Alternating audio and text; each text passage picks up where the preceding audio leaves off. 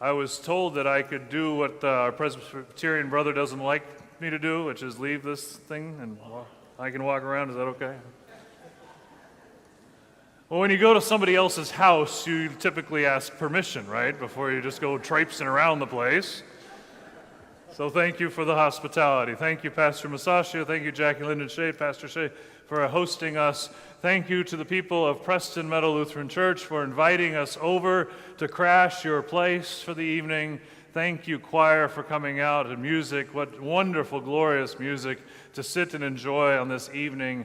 We are just so blessed and so grateful that we could have this festival service today, and that we could sing together, "A Mighty Fortress is Our God," with an organ booming, and on that just fill your Lutheran heart. So it is good to be here with you today. I do have one item of business, and that is to bring some regrets.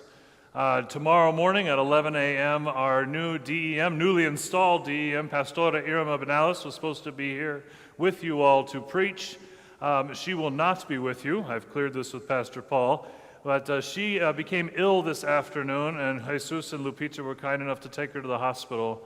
I visited with her there. She has now gone home. She has a respiratory illness of some kind that the doctors are confident she will recover from, but preaching is not on the docket for the next 24 hours. So she sends her regrets, her sadness, and hopes that you will invite her back sometime soon. And thank you, Pastor Paul, for filling in on short notice.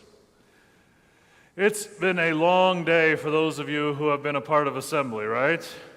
All right, and those of you who haven't, there's going to be a couple inside jokes here. Okay, sorry about that, but it's been a long day for us. It seems like a lifetime ago that Pastor Rich Pounds came walking in, sneaking up to Al Staggs as Lutheran and said, "Was ist das?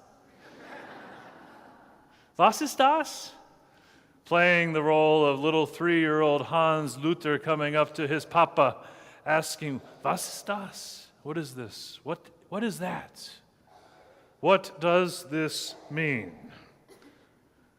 And from that we learned again came that wonderful phrase in the catechism, "What does this mean?" I brought my catechism with me again today. I got it on my phone this time. And if you are thinking, "Oh man, he brought the catechism again," you're going to probably hear about this for a while, so settle in. Because this text that we read, that Celeste read for us in the Oromo language, this 1 Peter text connects us to the explanation to the second article of the Creed in the Small Catechism. I believe that Jesus, my Lord, is my Lord. He has saved and redeemed me, a lost and condemned person. How? Not with silver and gold, not with plata y oro, but with his holy and precious sangre, his blood. You think Luther knew his Bible? Well, where did he get that phrase? He didn't give it credit in his explanation. Perhaps he could have, but back then they weren't as good on the form and style guides and all of that stuff. He got it from 1 Peter 17 through 21. You know that you were ransomed from the futile ways inherited from your ancestors, not with perishable things like silver or gold, but with the precious blood of Christ, like that of a lamb without defect or blemish. Luther quoting the scriptures back to us to help us do what we desire to do, which is teach the faith, to tell another generation about the love of God. And why does he do these things? Luther goes on to say, why does Jesus do this? Because he does this so that we may belong to him and live and serve. He does this so that we may belong to him. And as we gave thanks here at the font for the waters of baptism, we remember that we in baptism are joined to Christ. We belong to Christ. And if we belong to Christ, we belong to each other. I did my devotional with the Synod Council on this text, what seems like a lifetime ago, 36 hours or so. We talked about what it means to belong to one another, to be in relationship to one another.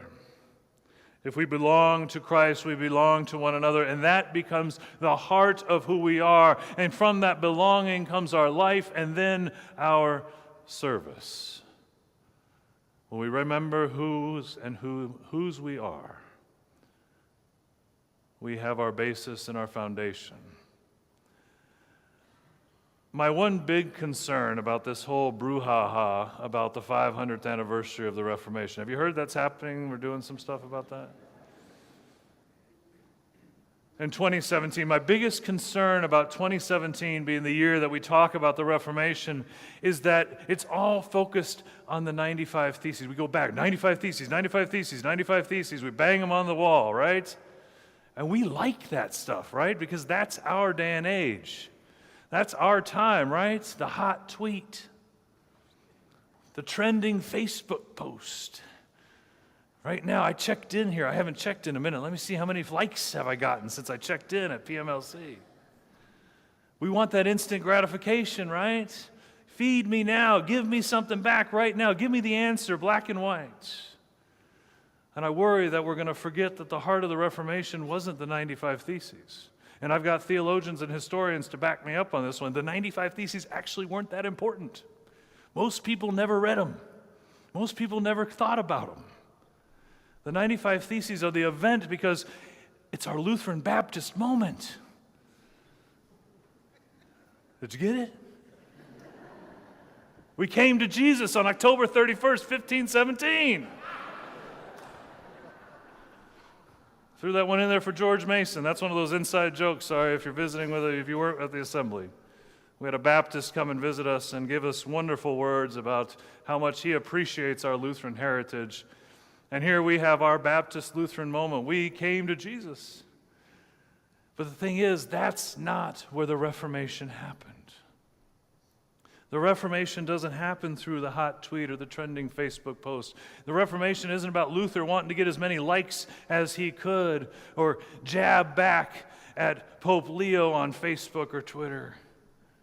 No, the Reformation happened over days and weeks and months and years.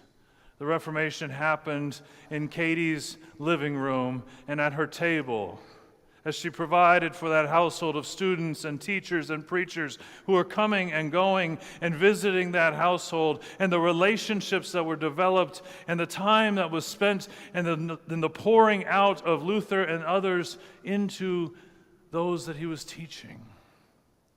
The relationships built the Reformation. One could say the Reformation happened at a table. The Reformation happened sitting together, breaking bread, sharing, learning, caring, listening to the needs of others, knowing to whom they belonged. They lived and served. And so it is to be with us. I love this Emmaus Road text. I mean, don't you just love it? It's such a great text. I mean, here's two guys who didn't stay blocked away, right? At least these guys, Cleopas and the other, they went on, they got out of the room.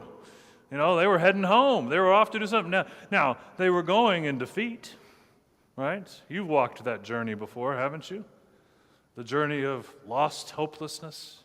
The journey after something you really believed was going to be awesome. You thought, I'm going to get this job, or this is going to work out great, and it doesn't quite work out right. And you walk that road, and you thought about all that could have been, all the shoulda, woulda, couldas. That's what they're doing there. And along the way, Jesus shows up, and he starts walking with them. He says, what you guys look so sad? What's up? And they said, well, don't you know about this Jesus of Nazareth? And we thought he would be the one to redeem Israel, but, the big old but, he's dead. Now, we've got this tale of some women that he's raised from the dead, and other people say they've seen him, but, I mean, come on. When the empire wants you gone, the empire gets you gone. He's gone. And Jesus walks along with them and talks to them, explains to them. He does all of the teaching and the catechesis. He does all the work, the was ist das. Explains it all to them. Still don't get it. until it's getting late, and they say, come on in, don't go on the road, it's dangerous. And I come in, it's late, it's almost evening, they sit down at a table. They sit at the table, and he breaks the bread. And there, the Scriptures tell us, their eyes were opened. Now, obviously, we relate this to the Holy Eucharist. But I think we need to connect this also to our life together and to the life of those we encounter daily in our communities, wherever you are, whether you're up in the Panhandle or over in Louisiana or down in the Hot Conference or wherever you find yourself located. Even here in Plano, the gospel can be proclaimed. It can happen, people, but it happens in relationship. It happens around tables, around the breaking of the bread, around living and serving in the one to whom we belong. I know Preston Meadow Lutheran Church is a very generous congregation. As your bishop, I know that. I know you are generous with your mission support. I also know you're very generous in your service to the community, in your partnership ministries. And we are grateful for your hospitality this evening. Thank you for inviting us in to share the table with you. Thank you for this opportunity to sing those great Reformation hymns and some new ones, and to hear the word proclaimed in different languages to remind us that we are together and that Christ is revealed to us again today at the table. Thanks be to God. Amen.